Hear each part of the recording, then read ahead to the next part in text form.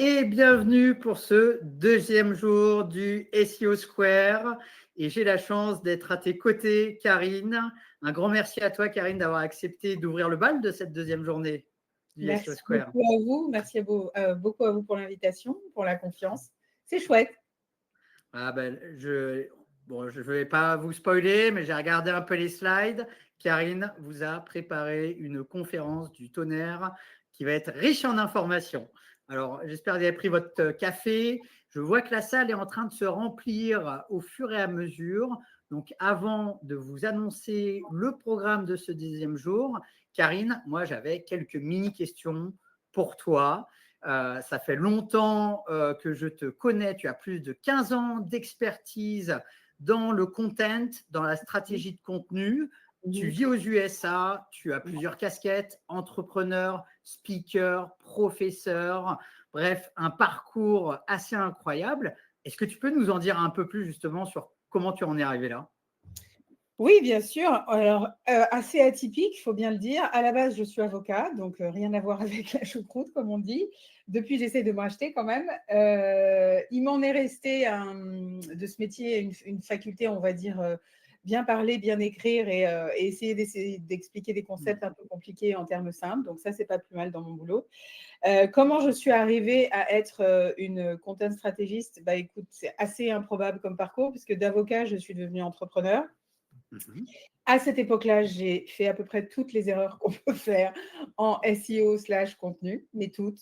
Donc, j'ai payé très cher pour apprendre et comprendre déjà ce que c'était que le SEO, comprendre la valeur ajoutée du SEO, comment est-ce qu'on l'articule avec du contenu. Long story short, j'ai pu assister vraiment à l'évolution de ce métier, c'est-à-dire aux deux métiers. Je sais qu'à l'époque, quand j'avais ma boîte, j'étais entrepreneur/marketeur, parce que vous êtes difficilement entrepreneur sans être aussi marketeur. Si vous n'arrivez pas à apporter du lead et des clients, ça devient compliqué pour un business. Mais ce qui s'est passé surtout, c'est que j'ai vraiment assisté, notamment depuis 10 ans maintenant que je suis aux États-Unis, à l'évolution des métiers du content marketing/SEO. On ne sait aujourd'hui plus tellement vraiment comment l'appeler, enfin, sous quelle bannière le mettre. À l'époque, c'est très amusant parce qu'on était un peu considérés comme on va pas dire les bouseux marketeux, mais un peu genre, bon, vous rédigez du contenu, en gros, bon, d'accord, ok, si un jour vous nous expliquez comment vous faites de l'argent avec ça, tant mieux pour vous. Et puis, il y avait de l'autre côté les génies qui détenaient la technique, la science un peu opaque du SEO. Bref, moi, j'ai vraiment assisté, en tous les cas aux États-Unis, à la fusion complète de ces deux métiers. De fait, je me suis mise un peu au SEO, mais aussi le SEO un peu dark side. Donc, non, je ne fais pas de SEO technique, mais je pense avoir suffisamment éprouvé le bébé pour apprendre à fusionner vraiment bien tout ce qui est stratégie business, marketing par le contenu, parce qu'aujourd'hui, je ne sais pas comment vous vendez un produit si vous ne communiquez pas, et je ne sais pas comment on communique si on ne crée pas de contenu. Et le SEO dans ses concepts à la fois techniques, tactiques, content, éditoriaux, programmatiques, bon, toutes ces choses-là. Voilà en gros. Super intéressant ton retour. D'ailleurs, je tiens à rebondir dessus parce que c'est vrai que quand on regarde au global, je sais que moi, à l'époque, quand j'avais commencé le SEO il y a 15 ans, en effet, le SEO, en fait, avait la main mise pour potentiellement positionner n'importe quelle page sur n'importe quel mot-clé. Alors, c'était l'époque, hein, c'était la ruée vers l'or, un petit peu. Et aujourd'hui, en fait, les rôles se sont totalement inversés dans le sens où le SEO a besoin de s'appuyer sur une équipe content pour aller chercher de la performance. C'est lié à quoi? C'est lié notamment à toutes les évolutions d'algorithmes Google qui remettent, je dirais, l'utilisateur au centre en fait des enjeux. Et du coup, je trouve que ça crée une richesse pour le SEO parce que le SEO est obligé de s'intéresser à des métiers et compétences où ce n'était pas forcément nécessaire à l'époque. Et donc, je trouve ça d'autant plus riche, tout comme c'est riche pour une équipe content de s'intéresser au SEO, je trouve.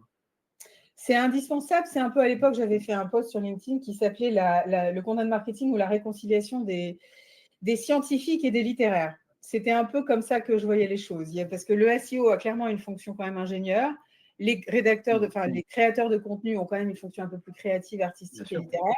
Et aujourd'hui, il y a véritablement besoin des deux, mais vraiment, pour arriver à faire quelque chose de bien. A fortiori maintenant, depuis qu'on est quand même dans l'ère de l'IA générative. C'est un peu de ça dont on va parler aussi, je crois, aujourd'hui. Voilà. Sublime, sublime. Merci pour tes réponses, Karine. Je vois que la salle s'est extrêmement remplie. Je vous propose qu'on regarde le programme ensemble, puis après, je te laisserai la place, Karine, pour cette belle conférence que tu nous prépares. Alors, si on regarde le programme ensemble, globalement, déjà, je tiens à vous remercier d'être là pour ce deuxième jour. Et une fois de plus, pour cette 9e édition du SEO Square, eh bien, nous avons plus de 5000 inscrits. On est vraiment ravis puisque ça montre qu'a priori, le plus gros événement content SEO de France continue de vous apporter de la valeur. Donc, c'est toujours une forme de reconnaissance. Je tenais à remercier particulièrement nos partenaires SimilarWeb, Rocket Links, Acceptio, Jellyfish, NP Digital, OnCrawl, sans qui, et tous nos partenaires d'ailleurs médias, sans qui eh bien, cet événement n'aurait pas cette taille, n'aurait pas cette qualité. Donc, un grand merci à eux. C'est vraiment important. Ça fait maintenant un certain nombre d'années qu'on vous propose le SEO Square et donc, ça nous fait vraiment plaisir de pouvoir continuer. Un autre point, pour ceux qui ne connaîtraient pas, qui sommes-nous chez CMJ? On est éditeur de logiciels. Karine, tu en parlais. Cet enjeu de, je dirais, ramener le monde du contenu et avec le monde du SEO, au final, comment on fait pour créer des connexions entre les deux? Eh bien, ça tombe bien, c'est une des missions de CMJ, puisqu'on est éditeur logiciel et on propose aux moyens et aux grands comptes une solution logicielle qui permet tout simplement de maximiser la performance d'une stratégie de contenu SEO. Et donc, on a la chance d'avoir plein de belles marques aujourd'hui, d'être la solution leader pour les moyens grands comptes. Si jamais vous ne connaissez pas encore CMJ, n'hésitez pas à aller justement vous renseigner. Et ça tombe bien puisque aujourd'hui, pour ce SEO Square, on profite du SEO Square pour lancer une nouvelle fonctionnalité. Je sais que dans l'audience, là, il y a de nombreux clients présents et c'est une fonctionnalité que vous attendiez énormément. C'est l'AI Brain Voice. Et l'AI Brain Voice, ça permet quoi? Ça permet de générer un contenu optimisé SEO qui reproduit votre ton de marque. Et ça, je pense, je ne sais pas si Karine, tu en parleras à un moment donné, mais un des enjeux aujourd'hui pour créer des contenus qui se démarquent et captent l'attention, eh bien, le ton de marque est clairement une corde à avoir à son arc. Donc voilà, on est très fiers de lancer cette très belle fonctionnalité. On a déjà des clients qui l'ont testé hier, qui nous ont dit que c'était formidable. Donc parmi les clients qui ne l'auraient pas encore testé, on vous invite du coup à le tester et à nous donner vos feedbacks.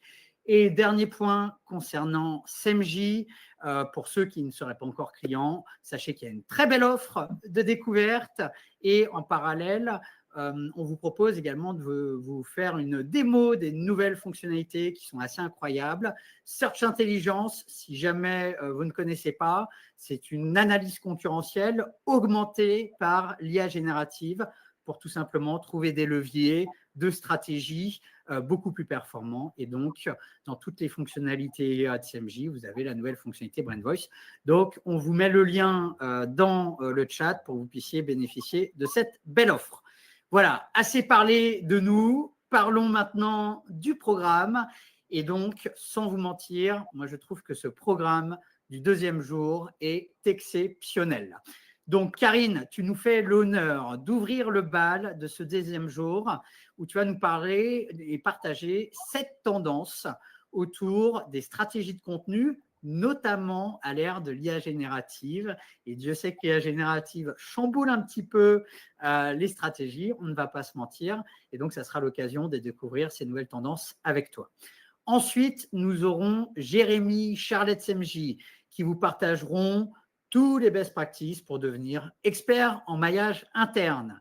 Nous aurons ensuite Alix, Inès de SimilarWeb qui vous partageront leurs astuces, leurs méthodes pour augmenter votre visibilité dans le search à 360 degrés. Petite pause et après, on reprend avec Sipai Wong et Julia qui vous partageront leurs meilleures pratiques pour créer un contenu qui se démarque et qui convertit.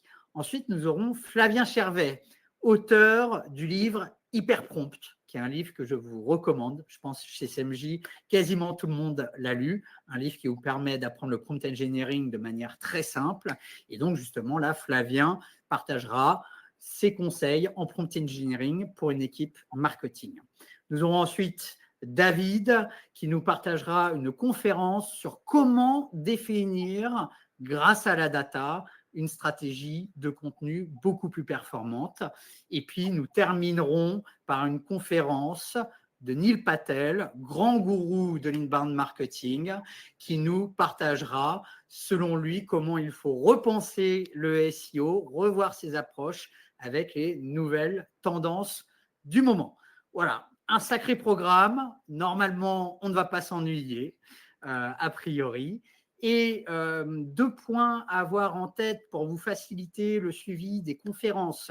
Si vous cherchez les liens pour accéder aux conférences dans la journée, sachez que vous avez un premier email avec le récapitulatif des liens des conférences. Donc, sauvegardez-le bien au chaud. Vous allez recevoir avant chaque début de conférence un email dédié 10 minutes avant chaque conférence au cas où. Et si jamais vous rencontrez un problème, eh bien, pas de problème. Vous allez sur le site du SEO Square. En bas à droite, vous verrez une petite bulle chat. Vous cliquez dessus, vous décrivez votre problème. Il y a toutes les équipes de SMJ qui sont là pour vous répondre et vous aider et vous débloquer. Donc, n'hésitez pas en cas de besoin. Dernier point, je sais que parmi l'audience, il y a des habitués, notamment certaines personnes qui ont déjà fait les 9 éditions. Là, c'est la première édition où nous changeons de logiciel. Il y a plusieurs nouvelles fonctionnalités. Par exemple, vous pouvez mettre en pause le live pour ensuite le reprendre. Et sachez que les questions, maintenant, c'est directement dans le chat public. Notre équipe de modération ira ensuite filtrer les différentes questions pour les envoyer aux différents conférenciers. Et donc, vous pouvez également, en cas de problème, désactiver, réactiver le son d'un speaker ou recharger toute la fenêtre en cas de besoin, en cas de souci technique. Bref, n'hésitez pas, vous verrez, c'est très simple. Un dernier point, et après, je laisse la main à Karine. Eh bien, sachez que nos speakers ont préparé des conférences de très haut niveau. Ils ont mis beaucoup de cœur, je pense, beaucoup de temps également. Et dès lors que vous trouvez une astuce, une bonne pratique intéressante, eh bien, je vous invite à la partager sur vos réseaux sociaux pour en faire profiter toute la sphère marketing, parce que c'est également la mission du SEO Square, hein, c'est vraiment d'aider notre métier à avoir les bonnes pratiques. Et donc, ça passe aussi par vous. N'oubliez pas, hashtag SEO Square pour qu'on puisse également les suivre. Voilà, sans plus attendre, Karine, je te laisse la main pour ta très belle conférence sur les stratégies de contenu à l'ère de l'intelligence artificielle. Bonne conférence à toi, Karine.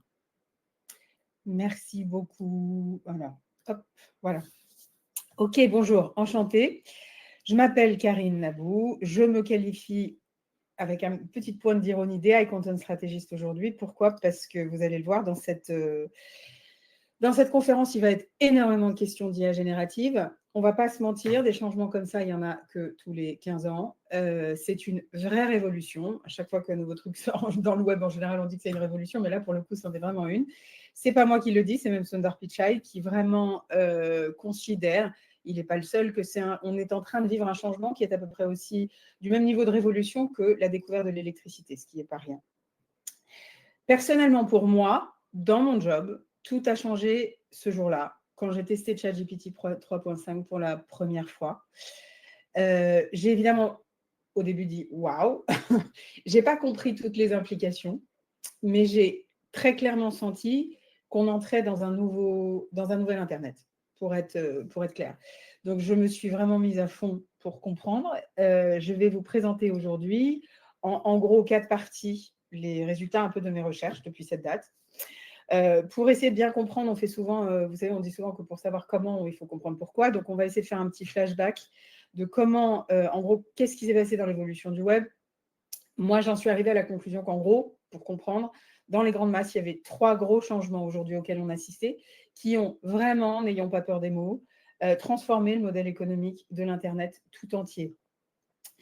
Il m'en est resté 7 grandes tendances, piliers, je ne sais pas comment appeler ça, mais en tous les cas, 7 grandes masses. J'aime bien travailler par grandes masses pour que vous compreniez les points sur lesquels les stratégies de contenu telles qu'on les concevait jusqu'à maintenant ont changé. Alors, on ne va pas faire, je ne vais pas passer trop de temps là-dessus parce que c'est des choses que vous connaissez, mais en gros, 25 ans de l'histoire du web, on est passé de quoi à quoi? Jusqu'à maintenant, comment ça marchait Internet? Très simple. Le jour où on a découvert Google, on a compris qu'on était invité à faire une chose, à taper un mot ou plusieurs dans une petite boîte, ce qu'on n'avait jamais fait jusqu'à maintenant, une petite boîte de recherche. L'idée, c'est qu'une fois qu'on avait fait ça, on voyait des liens. On était donc naturellement et spontanément invité à cliquer sur ces liens. Ces liens, dès qu'on rentrait dans la mécanique derrière, ça envoyait du trafic vers les sites web. Les sites web arrivaient, c'était la magie et la révolution de l'Internet, à identifier d'où venait ce trafic, parce que, évidemment, dès lors qu'il y avait des liens et du texte et qu'on pouvait cliquer dessus, on arrivait à tout tracer. C'était la naissance de ce qu'on appelle aujourd'hui le marketing d'attribution. Les sites web, une fois qu'ils recevaient ce trafic, ils essayaient de monétiser ce trafic de la meilleure façon possible. Et dans un monde idéal, tout le monde était gagnant, tout le monde y gagnait. C'est là qu'est née la croyance populaire du web qui est trafic égale revenu. En gros, si on fait court. Si on résume, je vous invite à aller écouter quand vous avez le temps, à vos heures perdues, les auditions du procès antitrust de Google. On apprend des choses passionnantes sur le fonctionnement et l'économie du moteur de recherche. Ce monsieur l'a expliqué d'ailleurs qu'à l'origine, la mission de Google, c'était de vous faire sortir de Google.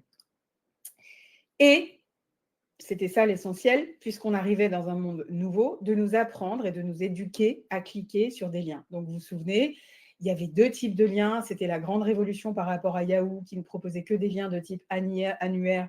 Vous cliquez, vous payez. Et donc, plus vous payez, plus vous étiez en haut. Google, et c'était là son génie, c'est d'ailleurs comme ça qu'ils ont été en marque blanche au départ, le moteur de Yahoo, et qu'ils ont ensuite très vite explosé, avait structuré ces pages de recherche de liens en 2 types. Les liens payants, les liens gratuits, avec la naissance de fait du SEO. Et puis très lentement, ce qui s'est passé, c'est que Google a commencé, tranquillement mais sûrement, à nous, j'ai un petit souci avec mes slides, excusez-moi, à nous faire rester sur sa page. Petit à petit, en nous donnant le plus d'informations possible, sans même qu'on ait besoin de cliquer. Ça, je vous ai fait un extrait du web aux États-Unis. Quand vous claquez « What is the best iPhone ?» vous avez carrément tout pour acheter et payer directement sans même aller sur un site web. Ce faisant, d'un point de vue utilisateur, on est passé, si on résume en une phrase, ça m'a pris du temps de faire la baseline, d'un moteur de recherche à un moteur de réponse. Ça, c'est d'un point de vue users, et c'est ça qui est aujourd'hui devenu très attrayant d'un point de vue utilisateur, mais d'un point de vue marketeur, la révolution, elle est quand même substantielle. On est passé ce qu'on appelle du search au chat à l'AI search aujourd'hui. Donc, l'AI search, en gros, ça a été Google qui a introduit la danse nécessairement pour préserver son produit search. Et ça, c'est vraiment, c'est ce qu'on appelait la Search Generative Experience. Aujourd'hui, ça s'appelle l'IA générative. OK, super. l'AIO, OK, AI Overviews. Mais en gros, c'est du search powered by AI. Et maintenant, ChatGPT s'y met, Perplexity AI, vous le connaissez nécessairement, bref. Pour faire court et synthétiser ces changements, et c'est souvent comme ça que ça se passe, dès lors que la technologie change, en l'occurrence là, la technologie du search a complètement changé par l'IA générative, de fait, les comportements liés au search, les comportements utilisateurs ont eux aussi changé, et du coup, pour nous, c'est là que vient le problème, la Customer Journey, c'est-à-dire le parcours utilisateur, la façon dont un utilisateur va cliquer, acheter et se retrouver chez vous, est complètement transformée. Donc, comme je le disais, c'est une expérience aujourd'hui, c'est ça le problème, qui est extraordinaire du point de vue utilisateur. Franchement, quand on fait une recherche sur les AIO, on n'est plus en charge, vous savez, de la mission du projet de recherche. C'est-à-dire, je prépare mes vacances pour aller à Key West. Je vous ai donné l'exemple histoire de vous faire un peu rêver parce que j'habite à 3 heures de Key West, donc c'est un petit projet, c'est un petit clin d'œil un peu sympa. Bref, à l'époque, c'était un projet de recherche. Quand on faisait une recherche, il fallait cliquer sur des liens, aller fouiller sur des sites. Enfin bref, un peu quand même une prise de tête. Aujourd'hui, en moins d'un clic, vous avez tout. Vous pouvez cliquer, approfondir. C'est franchement extraordinaire. Et tous ceux qui vous diront « oui, mais les réponses sont fausses », franchement, tout ça pour moi, c'est pas tellement opérant puisque je ne sais pas à quel moment, quand on cliquait sur des liens, ça garantissait d'avoir une vraie réponse. Anyway. Le problème, c'est que c'est un changement qui est en fait hyper anxiogène pour les marketeurs parce que ça change tout. Et en l'occurrence, moi, j'ai identifié 3 gros problèmes. Ça, c'est vraiment on va dire, mes réflexions à moi. Le premier problème, c'est que, de toute évidence, aujourd'hui, le volume de contenu du web est devenu indécent. Donc, je ne sais même pas ce que ça fait, des zettabytes de données générées, mais c'est volumineux et ça ne va pas s'arrêter puisque l'IA générative permet de créer du contenu encore plus à profusion. Du coup, la première question du marketeur, c'est vraiment de se dire, mais c'est impossible. Si tout a déjà été écrit et créé sur tous les sujets, comment est-ce que je vais sortir du lot? Comment je vais pouvoir parler de mon sujet en étant un peu différenciant? La deuxième grosse problématique, c'est que, alors là, c'est très personnel comme façon de présenter les choses. Pour moi, cette histoire d'IA générative dans le search, appelons achat, c'est le plus gros braquage de l'histoire du web et de l'humanité. Alors, on peut nous expliquer que les LLM sont en fait entraînés sur des données. En clair, ils nous piquent notre contenu. Ils ont passé les 25 premières années à nous expliquer qu'il fallait créer du contenu pour pouvoir faire grossir l'Internet. Aujourd'hui qu'il est là, ils nous le pompent, pour être très concret. Et ça amène beaucoup de marques, d'ailleurs, c'est un florilège aux États-Unis, des procès dans tous les sens. Et puis au final, puisque comme quand même il faut s'entendre à un moment donné, comme les procès ne marcheront pas, c'est une ancienne avocate qui vous le dit parce que c'est plié d'avance, de fait, ils concluent des deals. Donc maintenant, ils se disent, bon, bah écoute, je ne vais pas t'assigner en justice, mais au final, je vais t'autoriser à pomper mon contenu. Donc Reddit, Microsoft, Condé Nast, tous les groupes de presse font en ce moment des partenariats avec OpenAI, Perplexity et j'en passe. Donc en fait, le web est en train de devenir une copie de lui-même, puisque tous les LLM seront entraînés sur le même contenu. Du coup, la question qu'on pose, mais c'est concrètement comment est-ce que maintenant on conçoit une stratégie de contenu, on investit de l'argent pour concevoir des contenus quand on sait que de toute façon, on sera plagié. C'est quand même un gros problème économique. Le troisième gros problème, c'est que la fusion de toutes ces données nous amène à rentrer dans l'ère de ce qu'on appelle le zéro-click search. Alors, on fait très court, il y a des kilos de contenu qui ont été écrits sur le sujet, je vous le fais vraiment très synthétique. Le zéro-click search, c'est en gros quoi? C'est un utilisateur qui arrive sur Google pour taper une requête, chercher quelque chose, et il trouve sa réponse sans même avoir eu besoin de cliquer sur quoi que ce soit. C'était les évolutions de la homepage de Google que je vous ai montré. Aujourd'hui, les statistiques sont unanimes, quels que soient les auteurs. Là, c'est de SparkToro, mais il y en a d'autres. Aujourd'hui, près de 60% des recherches Google ne donnent lieu à aucun clic. Et la cerise sur le gâteau, c'est que parmi les 40% de recherches qui génèrent un clic, il y en a 30 qui vont directement vers les propriétés de Google. YouTube, Google Images, Google Page, le Knowledge Graph, toutes ces choses-là. On n'est pas là pour faire le procès de Google. En revanche, la question concrète qu'on peut se poser, c'est que maintenant, et ça change quand même énormément la donne et la croyance dans laquelle on a fait notre métier depuis toutes ces années, c'est comment est-ce qu'on conçoit une stratégie de contenu en sachant que personne, ou plus personne, petit à petit, ne cliquera sur le lien qui mène à ce contenu. Mon ami Andy Crestolina, qui est un brillant marketeur entrepreneur, avait cette phrase que j'adore, qui dit toujours, là où il y a trafic, il y a de l'espoir. Voilà. Démarre avec du trafic, on verra bien, on se débrouille. Okay, c'était l'écosystème créé par Google dont je vous ai parlé au début, qui disait, bah voilà, si tu m'amènes du trafic, eh ben, c'est simple, tu crées du contenu, tu crées des liens, je t'amène du trafic et en échange de ton trafic, tu vas gagner plein d'argent. C'est formidable. Sauf qu'aujourd'hui, la formule magique est cassée. Sundar Pichai d'ailleurs le dit lui-même, il y a un platform shift, on change, l'écosystème et peut-être encore les mêmes données du problème, mais les plateformes sont complètement transformées. Une plateforme de search, on arrive maintenant à des moteurs de recherche, à des moteurs de réponse. Et ce que je vous dis là pour Google est exactement valable pour les réseaux sociaux, on le verra tout à l'heure. Et la question du coup aujourd'hui, s'agissant de ces AI Overviews, c'est de savoir si, c'est-à-dire ce AI Generated Search, est-ce qu'aujourd'hui concrètement, il continue d'amener du trafic ou pas? Alors la réponse, elle est quand même assez subtile. Évidemment, Sundar Pichai dit, mais non, mais attendez, c'est extraordinaire, les utilisateurs adorent les AI Overviews, ça envoie plein de trafic, les liens sont beaucoup plus quali, les contenus sont vraiment bien mis en avant, bref, tout le monde est content dans le meilleur des mondes. Dans la réalité, ce n'est pas une conférence sur le sujet, mais j'aurais des tonnes de chiffres à vous donner. Ce n'est pas du tout pareil. Il y a des pertes de trafic partout, dans tous les sens, et pour tout le monde. Donc, on en arrive à la question à plusieurs millions de dollars. Concrètement, comment est-ce qu'aujourd'hui, on va obtenir de la valeur sur un site web sans obtenir de visite traçable? C'est la question qui fait trembler tout le monde, mais c'est vraiment la problématique à laquelle il faut répondre. Alors, j'ai toujours l'habitude quand je fais une présentation à un moment donné de vous dire, voilà, ça c'est la slide qui compte. Là, il y en a en l'occurrence 2. Et si vous ne devez retenir qu'une seule chose de cette conférence, c'est les 2 slides qui arrivent.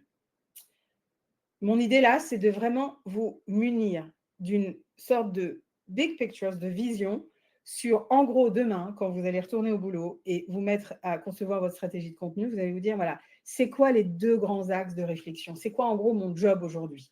Puisqu'il n'y a plus de « je cours après du trafic et je transforme et je cherche à transformer ». Ces 2 piliers sont les suivants. Le premier, c'est de dealer avec ça. Ça, c'est la nouvelle version d'un résultat Google. C'est donc les AI Overviews. Okay, on dit ici le Digital Real Estate change complètement. Je suis désolée, il y a des phrases que je n'arrive pas à traduire en français. Mais en gros, la structuration d'une page web a complètement changé puisque tous les résultats naturels, payants sont poussés vers le bas. Enfin non, les payants sont en haut, mais le naturel est poussé vers le bas. Et ce qui ressort en priorité de plus en plus, il ne faut pas penser que ce n'est pas là pour durer. Ça sera comme ça que fonctionnera Google. Ce sont ces AI Overviews. Bon. L'enjeu numéro 1 sur le premier pilier, c'est de comprendre maintenant comment va se déterminer le périmètre du clic, du nouveau clic. Parce que ça clique encore, ça ne partira pas du jour au lendemain, mais l'idée, c'est véritablement que vous réussissiez à comprendre comment vous tirez parti des recherches sans clic, comment vous recherchez des thématiques qui ont une opportunité de taux de clic plus élevé, parce qu'il y en aura, c'est inévitable. Comment vous optimisez vos contenus sur les propriétés de Google, puisque de toute façon, il faut composer avec les ingrédients. Et évidemment, la question ultime, sur laquelle on n'a pas de réponse encore, mais sur laquelle on va travailler pendant les prochaines années, c'est comprendre comment est-ce qu'on rank sur les I.O. Bref, le deuxième pilier, et c'est là qu'en fait, on ressort les vieux classiques, alors ça ne plaira pas forcément à tout le monde, il faut penser hors digital. Et là, on ressort les vieux classiques qui sont le bon et vieux branding. La marque, développer la notoriété de votre marque à fond. Si on la fait simple, si on l'explique à un enfant de 3 ans, devient connu. Super PR, RP, pardon. Super contenu, super tout ce qui touche à votre marque, super positionnement. Bref, tout ce qui peut faire que votre marque, en tant que nom, va devenir connue. Donc, après, quand on rentre un peu plus dans le détail, c'est quelle source alimente les données de l'IA, qui vend vos données, Reddit, par exemple, ça c'est un autre sujet, on va en reparler. Et évidemment, vous engagez dans ces espaces. C'est les 2 nouveaux piliers de votre stratégie de contenu. C'est super important de retenir ces choses-là. Maintenant, on rentre un peu plus dans le détail. C'est là que je vais essayer de dérouler en 7 grandes parties les nouveaux fondamentaux d'une stratégie de contenu. Et la première, naturellement, on ne peut pas ne pas parler des KPIs parce que c'est là quand même que le changement est un peu musclé. J'ai adoré cette citation d'un super bon du marketing digital aux États-Unis qui dit, voilà, en gros, si je résume, on a passé les 15 dernières années de notre vie à enseigner nos clients, à éduquer nos clients sur des indicateurs pour mesurer la performance des contenus qu'on créait, qu'ils nous payaient. Bref, aujourd'hui, en fait, il faut réapprendre complètement ces fondamentaux. Pourquoi? Parce que c'est ce que je vous disais au début. En fait, si on qualifie le problème, j'étais juriste, donc c'est quelque chose que j'aime bien faire. La réalité, c'est que le marketing d'attribution tel qu'on l'a connu est cassé. C'est-à-dire que le sport national qui consistait à relier votre contenu à des résultats commerciaux, du trafic, du lead, des sales, tout ce que vous voulez, et à attribuer précisément chaque conversion à des points de contact spécifiques, c'est terminé. Pour la plupart, c'est terminé. Il faut complètement mesurer la performance d'un contenu maintenant de manière beaucoup plus holistique. Holistique, ça veut dire, écoutez, on redistribue des cartes et repenser les KPIs de façon vraiment à évoluer la globalité de votre ROI. Alors, je vous ai fait un petit cadeau. Je vous ai mis pour moi ce qui était, enfin pour moi, basé sur mes recherches et quand même sur pas mal de choses que je constate. Avant 2022, on mesurait le nombre de pages, il faut créer beaucoup de pages, il faut augmenter ton nombre d'URL, il faut qu'elles soient bien indexées, il faut générer du trafic, il faut que tu crées des backlinks. Bref, on connaît. Ça, c'était la formule magique. Après 2022, ça ne marche plus du tout comme ça. On est dans l'ère du zéro-click search. On a substitué à ces KPI les impressions, le nombre, le volume d'engagement. Non, ce n'est pas des vanity metrics, c'est devenu super important. Évidemment, ultimement, le KPIs sacré, c'est la vente. Deuxième pilier, et c'est là que ça change pas mal. On le savait déjà, les professionnels du SEO, évidemment, vous disent toujours qu'il y a des grandes opportunités SEO sur le branded search. En gros, le branded search, c'est quoi? C'est travailler le contenu autour de votre marque. Ça veut dire nom de marque, produit de la marque, service de la marque, produit déposé, si vous avez déposé des brevets, c'est créer du contenu autour de ça. Ça ne veut pas dire parler que de vous, ça veut simplement dire chercher des opportunités de développer la notoriété de votre marque autour et dans votre industrie. Pourquoi c'est du pain béni? Parce que ça vous donne de fait, quand vous alliez ça avec des contenus d'une certaine nature, et c'est évidemment le reste des 7 piliers dont on va parler, ça vous donne une meilleure autorité, une meilleure crédibilité, ça ancre votre marque et ça indique autant à Google qu'aux utilisateurs que votre marque, c'est un partenaire indispensable dans votre industrie. Comment vous faites ça? Vous créez des pages dédiées sur des formats innovants entre nous. C'est un nouveau monde et avec lui, son cortège de choses, mais de tests exceptionnels. Je ne sais pas si vous avez déjà essayé les pages Perplexity AI, si vous avez déjà essayé de développer votre GPT, si vous avez déjà essayé de créer les artefacts de Claude. Bon, c'est des formats nouveaux de contenu sur lesquels il y a un abysse de nouveautés et de choses à expérimenter. En gros, sur votre to-do, toutes ces choses-là, les pages Wikipédia, le knowledge panel, des choses que vous connaissez déjà. Un point qui est essentiel et qui, je le sais, n'a pas une presse, c'est là que je vais peut-être me faire un peu huer, mais bon, c'était déjà le cas avant, donc j'assume, je persiste et je signe. Le personal branding. Alors, en 2 mots, hein. Cet exemple-là, il est connu. Cette jeune femme n'avait, no offense, pas une voix exceptionnelle, pas un physique fantastique, pas de prédisposition extraordinaire pour devenir une des plus, on va dire, connues femmes chanteuses, épouses de footballeurs au monde entier, mais elle avait compris une chose. Elle voulait devenir aussi connue qu'une marque de lessive. Et nous, en France, on n'est pas hyper fan de ces histoires-là. Alors là, c'est Courtesy SEMrush. En gros, si aujourd'hui, on voulait ranker sur les problématiques de personal branding en France, eh ben, on pourrait largement y arriver, alors qu'aux États-Unis, c'est déjà bien saturé.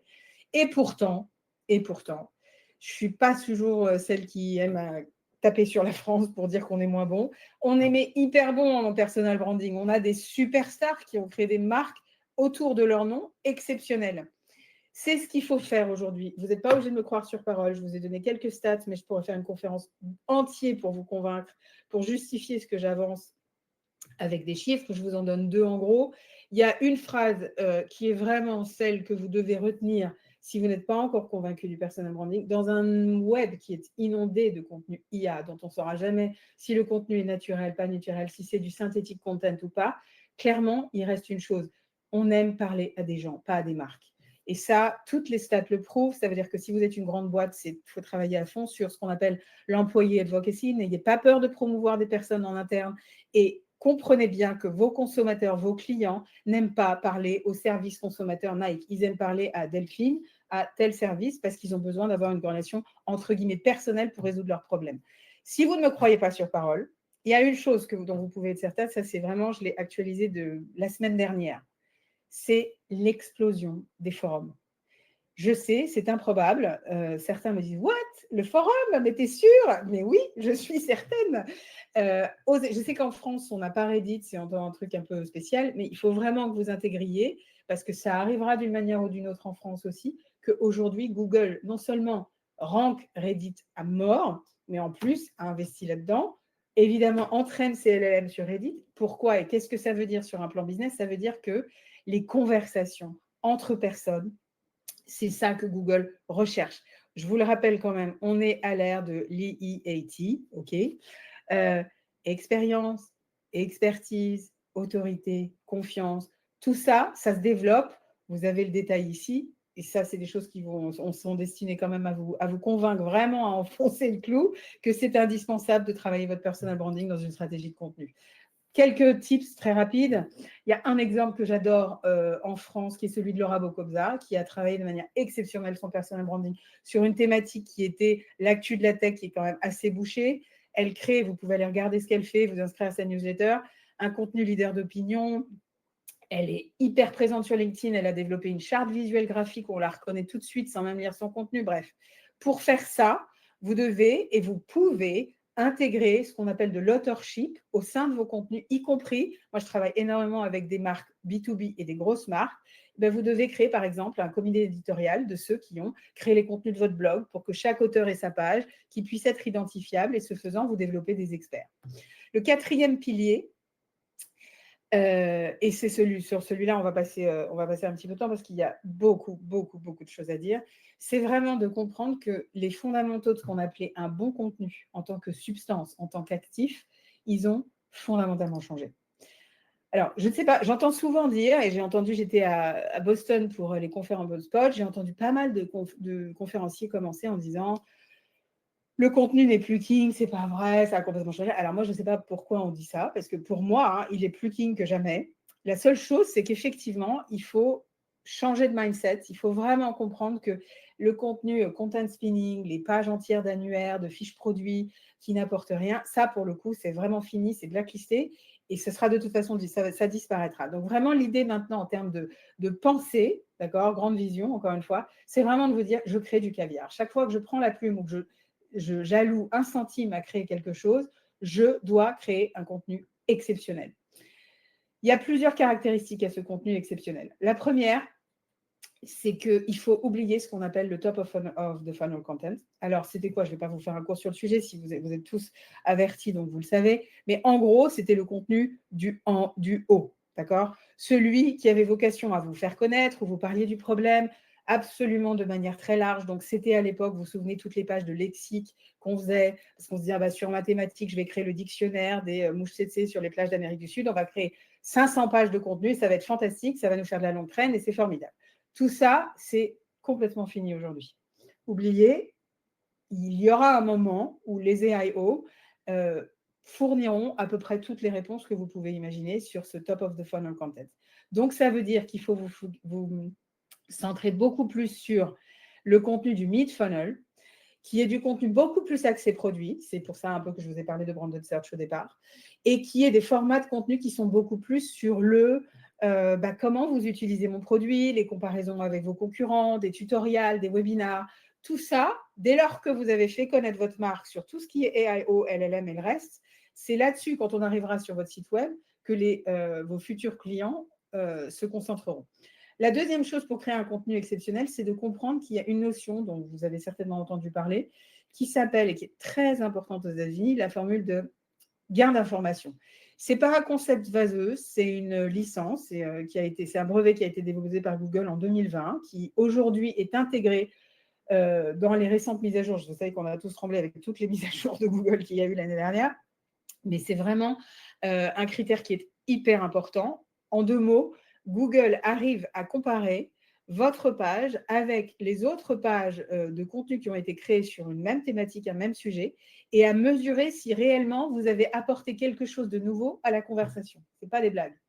Donc, ça veut dire que le copycat content, celui qui consistait, et j'en ai entendu des clients en France me dire ça, ah mais c'est très simple, on va aller prendre le client de nos concurrents aux États-Unis, on va traduire, on va un peu améliorer les choses et on va balancer tout ça sur Google et ça passera comme une lettre à la poste. Ça, c'est juste, c'est plus une formule aujourd'hui. Je vous ai donné 3 astuces pour vraiment vous focuser là-dessus.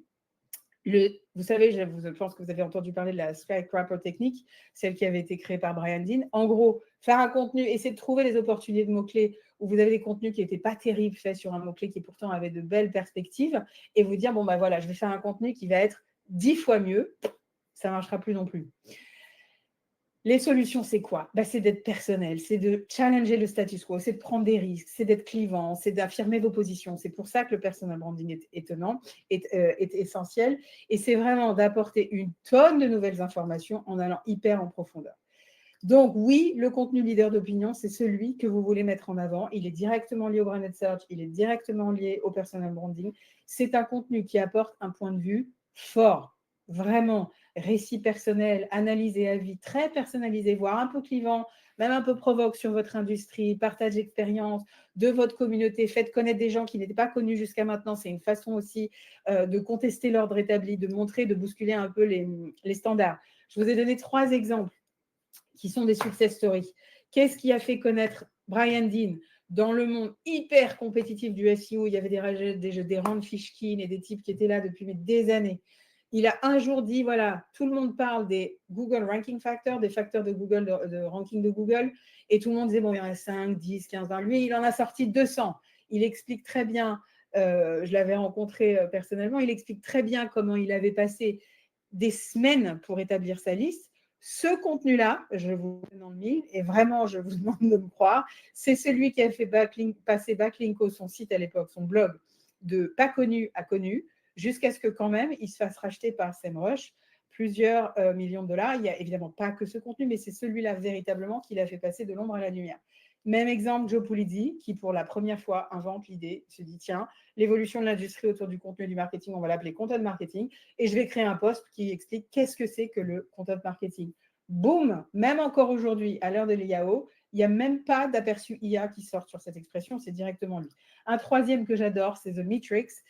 C'est en gros, et ça c'est du B2C, comment une femme qui travaillait dans la préservation des animaux et lutter contre la violence animalière a créé un film de 3 minutes qui a créé l'industrie végane. On pourra en reparler, je ne peux pas passer trop de temps là-dessus, mais à regarder, c'est assez exceptionnel.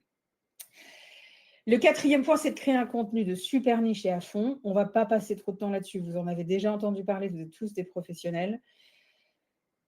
C'est Topic Cluster aux États-Unis, c'est Cocon Sémantique en France. En gros, on substitue l'autorité thématique à celle du nom de domaine et on structure ses contenus et son site web de fait de manière fondamentalement différente. Ça n'est plus un catalogue de pages indexées dans lesquelles vous allez empiler les articles de blog de 1500 mots et sur lesquels, dans le bazar, vous allez à peu près parler de tous les sujets de votre industrie. C'est un site Internet qui est conçu comme un centre de ressources où vous allez vous positionner comme le leader dans votre niche, quelle qu'elle soit. Le sport aujourd'hui, c'est d'arriver à la déterminer de manière le plus qualifiée possible pour éviter la concurrence, puisque tout existe à peu près déjà sur tout, et c'est de créer des clusters de contenu autour de vos contenus, autour de votre thématique. En gros, pourquoi on en est arrivé à ça? On est vraiment passé, au travers de toutes les évolutions que je vous ai résumées, du métier du mot-clé à celui de l'intention de recherche au contexte. C'est ça que changent principalement les LLM aujourd'hui, c'est que vous ne tapez plus un mot-clé, vous écrivez carrément le contexte d'une recherche. Ce qui veut dire que les contenus que vous faites doivent avoir vocation, je vous ai donné 3 exemples que vous pourrez aller regarder, à répondre à ces recherches d'ordre contextuel. Repensez vos types de contenu, je vous fais très simple. En gros, l'écrit aujourd'hui, c'est pour ça que tout le monde dit qu'il faut que les LLM deviennent multimodaux, c'est-à-dire oral, vidéo, visuel, graphique, écrit. C'est essentiellement texte aujourd'hui. Ça veut dire que si vous vous jetez à fond sur le texte, ce n'est pas forcément la façon que vous aurez de percer la plus rapide. Démarrez par de l'audio, démarrez par de la vidéo, éduquez vos clients à démarrer simplement avec des outils de recording pour parler de leur industrie et essayez de transformer ces contenus en vous positionnant, en choisissant des formats qui n'ont pas déjà été expérimentés. Puisque tout a déjà été créé à peu près sur tous les sujets, dites-vous simplement qu'en changeant le format d'un contenu, c'est comme ça que vous pouvez avoir un positionnement différenciant qui est l'ancien « Ah, ça y est, j'ai trouvé le mot-clé que personne n'avait utilisé ». Comme ça ne marche plus, faites du neuf avec du vieux. Exemple, j'adore ce type, John Lee Dumas, je vous encourage à l'écouter si vous êtes entrepreneur. Il a créé un podcast, il y avait à peu près à l'époque où il s'est lancé sur l'entrepreneuriat, tous les médias possibles et imaginables qui parlaient de l'entrepreneuriat. Lui, il a dit oui, mais il n'existe pas encore de podcast qui parle tous les jours 5 minutes d'un sujet d'entrepreneuriat. Il a créé Entrepreneurs on Fire et c'est de la bombe et il cartonne.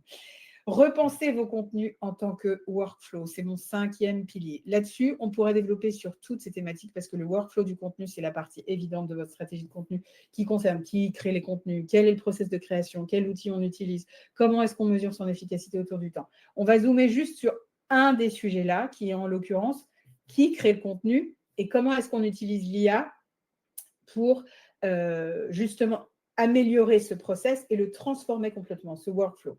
La première chose, c'est que comprenez que la valeur ajoutée de l'humain va être plus aujourd'hui dans la curation de contenu et dans l'utilisation de l'IA comme facilitateur de création du contenu que véritablement l'humain qui crée direct en partant d'une page blanche et qui invente un nouveau format de contenu. J'ai adoré cette idée que j'ai entendue à Boston. Justement, je trouvais que c'était brillant parce que c'est exactement comme ça aujourd'hui que je crée mes contenus pour mes clients. On avait à l'époque dans des agences des créateurs de contenu. Quand je bossais pour des clients, j'avais un journaliste, enfin un type qui était expert. J'ai bossé beaucoup en B2B sur des agences de dentistes. J'avais des types qui étaient spécialisés en création de contenu dentaire. C'est pas moi qui le faisais. Aujourd'hui, non, les créateurs de spécialistes de contenu ne sont pas out of job, c'est-à-dire qu'ils n'ont pas perdu leur job. En revanche, ils doivent comprendre qu'il faut qu'ils adaptent leurs compétences. On a toujours besoin d'eux, mais on n'a plus besoin d'eux pour partir d'une page blanche et rédiger un contenu, pour pitcher des idées, faire la rédaction, la relecture. On a besoin d'eux parce que ça, aujourd'hui, c'est l'IA qui peut le faire et qui le fait très bien. En revanche, leur expertise intervient de manière exponentielle et hyper utile en termes d'éditeurs. Parce qu'ils savent, ils connaissent déjà les sources, les actualités, ils savent qui interviewer, comment trouver les bons titillés, comment faire l'identité visuelle par rapport à toute la culture et la connaissance qu'ils ont de leur contenu. Le 6e pilier, celui-là, il est un peu, on va dire, osé, mais il faut que vous l'entendiez parce que c'est une réalité et il faut se poser ces questions. C'est qu'il faut vraiment penser votre site web au-delà du site web simple et de l'intégrer à un moment donné avec ce qu'on appelle les agents IA. Il y a plusieurs façons de le faire. C'est d'abord, la première chose, c'est de vous dire qu'effectivement, le site web, c'est toujours chez vous. Je n'encouragerai jamais un client à ne pas avoir son site web. Mais il y a beaucoup de mais et il y a beaucoup de formats différents aujourd'hui que vous pouvez utiliser. Vous pouvez quand même, et vous devez vous poser la question de savoir s'il n'est pas nécessaire maintenant de concevoir votre site web sous un mode AI chatbot. Je vous ai mis quelques exemples. C'est super puissant en termes d'usage d'expérience utilisateur. Ça s'envisage en tous les cas. Je n'ai pas dit que tous les sites web seraient conçus comme ça, mais ça s'envisage. La deuxième conséquence sur votre site web de l'IA générative, c'est que vous devez désormais concevoir vos... Enfin, il faut comprendre que maintenant, ce n'est plus les mêmes pages qu'avant qui vont avoir un vrai attrait. Avant, vous vous souvenez, on disait ce qui compte, c'est les pages de blog, c'est les pages de contenu, parce que c'est là-dessus qu'on arrive, puisqu'on fait de la longue traîne et que c'est comme ça finalement, on arrive à tisser. Moi, j'avais créé beaucoup d'audience simplement avec cette stratégie. Ça ne marche plus comme ça aujourd'hui. Si on part du postulat qu'on travaille le branding, le personal branding, le contenu et les pages et tout ce qui permet de parler de vous et de construire votre marque, ça veut dire que vos nouvelles pages essentielles, ce sont vos pages produits. Celles-là, il faut y aller, mais vraiment à fond. Des vidéos de dingue, des landing pages, des infographies, des contenus, des avatars, tout ce que les outils à vous permettent de faire, il faut vraiment le travailler. La home page devient essentielle puisque c'est celle qui est directement et qui va renvoyer la première image de votre marque. Les pages piliers, celles qui structurent votre topic cluster. Les landing pages, évidemment, il faut une newsletter, on va en reparler. Bref, une des raisons pour lesquelles, et j'avais trouvé ça super, une conférence SEMrush que j'avais écoutée, qui fait que Google et les LLM adorent Reddit, c'est la structuration des pages. C'est du pain béni pour un LLM, pour aller vraiment les référencer et faire que vos pages, les homepages, les pages produits et le reste, rankent et apparaissent dans les I.O. Je vous en ai parlé rapidement tout à l'heure, mais il faut penser au-delà du site web, pas forcément en chatbot, mais en utilisant et en testant les nouveaux formats de pages que l'IA vous propose. Je vous l'ai dit, je suis absolument fan des pages de Perplexity AI. Je pense qu'il y a, je n'ai pas encore trouvé la formule magique, mais il y a un océan de construction de notoriété à faire autour de ces marques-là. C'est Canvas d'OpenAI, c'est Artifacts de Claude, je vous l'ai dit. Évidemment, avoir des pages Reddit, là, en tous les cas, les créer. Essayez de penser votre site web en newsletter et pas seulement en site web. Bref, tout ça, c'est des formats de pages créatifs auxquels vous devez vraiment penser.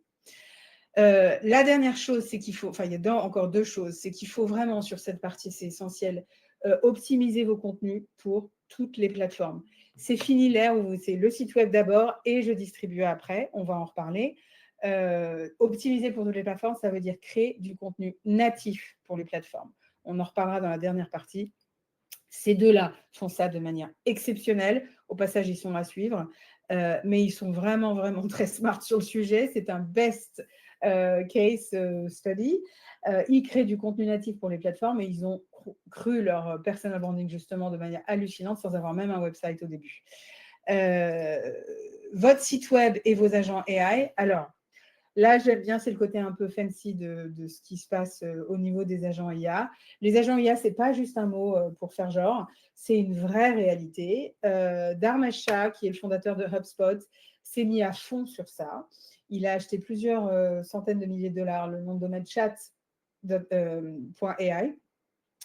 Et il s'est mis à créer des agents IA, une plateforme d'agents IA qui sont, alternativement, vous avez deux façons de l'utiliser, soit en complément et en assistant de votre stratégie de contenu, c'est-à-dire voilà, vous créez votre agent IA pour vous aider à rédiger des contenus sur tel ou tel sujet, rédiger vos posts LinkedIn, optimiser vos posts LinkedIn, il y a un océan de choses que vous pouvez faire. Ou tout simplement les utiliser, je vous l'ai mis là, en outil qui est une sorte de nouveau format de contenu, c'est-à-dire que vous pouvez parfaitement concevoir que demain, votre blog démarrera par une homepage où vous aurez en premier lieu votre GPT, d'accord, qui vous proposera d'aller chercher dans vos contenus ou qui vous proposera d'aller faire la chose que vous souhaitez qu'il fasse avant même qu'il puisse accéder au contenu de votre blog. Je vous ai mis ici, par exemple, le Flux AI Generator, les images qu'on peut obtenir avec ces choses-là. C'est vraiment quelque chose à intégrer dans vos stratégies de contenu. Je vous le redis, ce n'est pas juste pour faire joli, c'est une réalité qui va devenir très rapidement indispensable. Celle-là, c'est la partie qui plaît en général pas beaucoup. Et j'ai adoré cette phrase, on ne parle plus de SEO aujourd'hui, on parle de Search Everywhere Optimization. Il faut comprendre une chose, et on arrive à la fin de cette conférence, toutes les plateformes, pas que Google, aujourd'hui, ont des moteurs de recherche. Elles fonctionnent toutes selon un algorithme. Et l'idée, c'est que ces algorithmes sont configurés pour aller de plus en plus vers l'ère du zéro clic. Ça veut dire qu'aujourd'hui, créer un contenu prioritairement optimisé pour Google sur votre site web, pour après vous dire, je vais utiliser les réseaux sociaux pour distribuer mes contenus, je vais partager mon lien, et puis ça va vivre sa petite vie. Tout ça, c'est terminé. Le reach, certes, aujourd'hui, on utilise toujours les réseaux sociaux pour, en apparence, distribuer son contenu, et ça marche encore, ça ne va pas partir du jour au lendemain, mais il y a une réalité, c'est que ces plateformes sociales aussi font la même chose que Google. Elles n'ont pas intérêt à vous faire sortir de la plateforme. Elles veulent que vous restiez.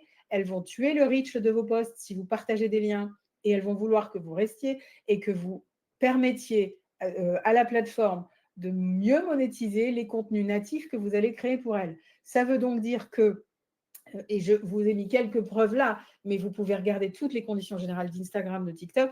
Même s'ils vous laissent placer des liens, ils le rendent très compliqué, ils le limitent. LinkedIn, c'est pareil, vous pouvez mettre un lien dans la bio, mais c'est vraiment, vraiment une tendance et ça ne va pas partir demain. Ça veut dire une chose, c'est que vous devez optimiser votre stratégie pour partout. Pour partout, ça veut dire quoi? Alors, ça, c'est encore une petite slide qu'on doit à Ron Fishkin, qui est en gros d'où vient le trafic sur le web. Bon, on l'a vu majoritairement de Google, mais puisque vous ne pouvez pas mettre tous vos œufs dans le même panier, ça veut dire que vous devez maintenant concevoir que vos contenus doivent pouvoir être optimisés sur tous les algorithmes de différentes plateformes. La bonne nouvelle. Alors, la mauvaise nouvelle, pour commencer toujours par la mauvaise nouvelle, c'est qu'il faut créer du contenu natif pour ces plateformes. Mais la bonne nouvelle quand même, c'est qu'avec les outils IA, et notamment ceux de Google, 14 mai dernier, plus de 100 outils pour vous inciter à rester dans l'écosystème Google et à créer des contenus de fou, disons-le franchement. Je ne sais pas si vous avez testé la dernière fonctionnalité podcast de Google, c'est exceptionnel. Bon, ça veut dire qu'on redistribue les cartes, on devient hyper créatif et on a tous les outils qu'on veut pour être présent sur toutes ces plateformes de manière native, mais ça va du coup diminuer et alléger la charge de travail qu'il peut y avoir. Concrètement, pour arriver à créer ces contenus natifs et à développer ces nouveaux KPIs qui sont l'engagement, les views et le reste, ça veut dire que vous devez comprendre que quand vous créez un contenu natif sur la plateforme, l'objectif de ce contenu, ce n'est pas de générer du trafic, c'est de générer de la visibilité. On en revient toujours à la même histoire. Faites connaître votre marque, faites connaître votre personne. Comme par hasard, LinkedIn promeut des personnes plus que des entreprises, même s'ils essayent beaucoup. Donc, c'est nécessairement à un moment donné que vous susciterez l'engagement autour de la personne qui représente votre marque. Ça marche a fortiori si vous êtes entrepreneur. Et l'objectif, c'est donc de déclencher de la visibilité, de l'engagement.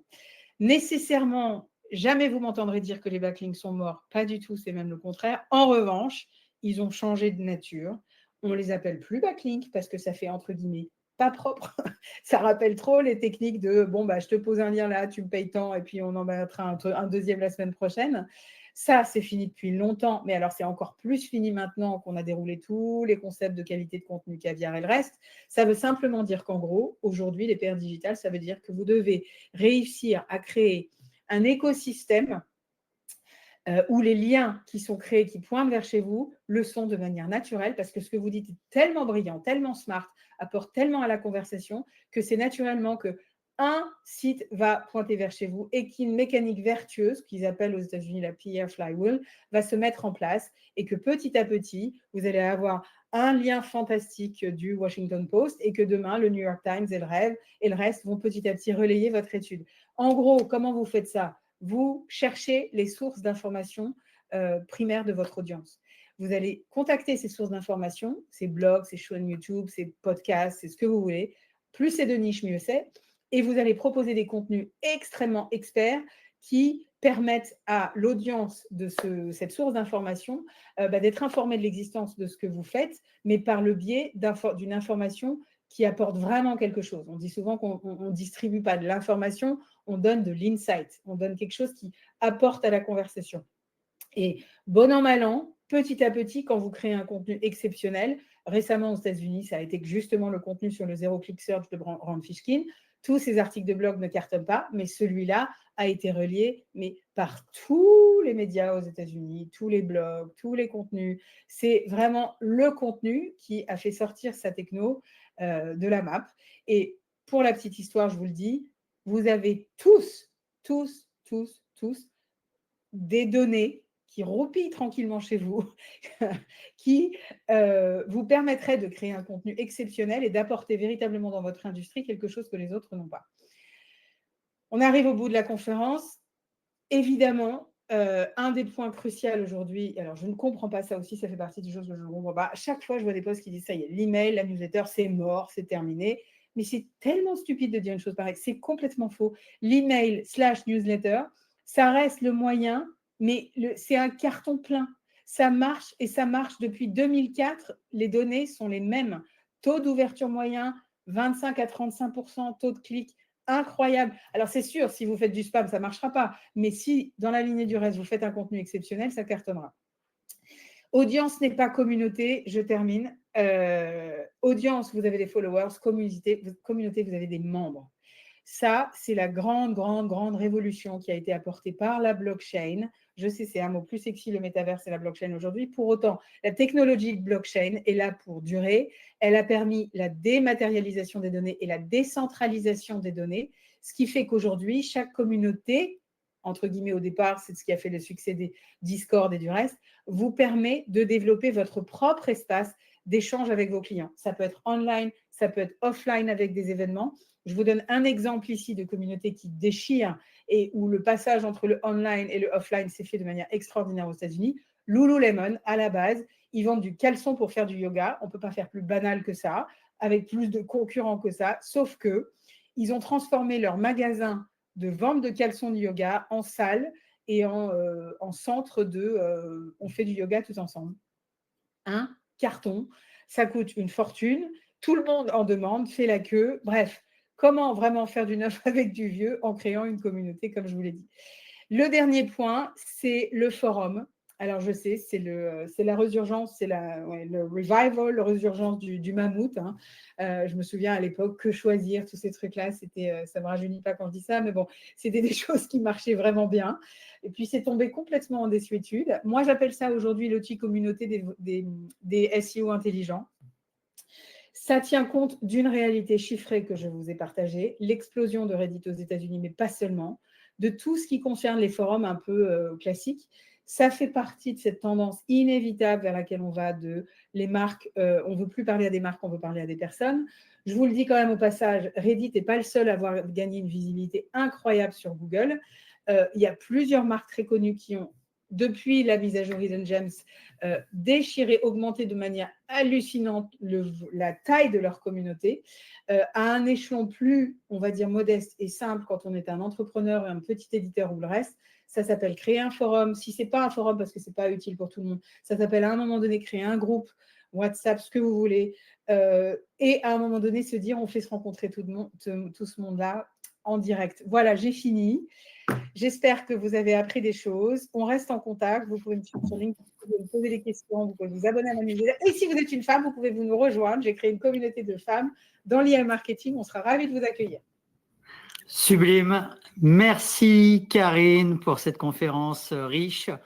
Ce que je trouve très intéressant, peut-être je me lance, je me permets de résumer entre guillemets, c'est que globalement, les internautes ont a priori toujours besoin d'acheter des services ou des produits, notamment à travers le digital, mais on est quand même dans une période où le parcours client est en train d'évoluer. Et le sujet, c'est comment être présent à chaque étape de ce parcours client qui est en train de changer notamment.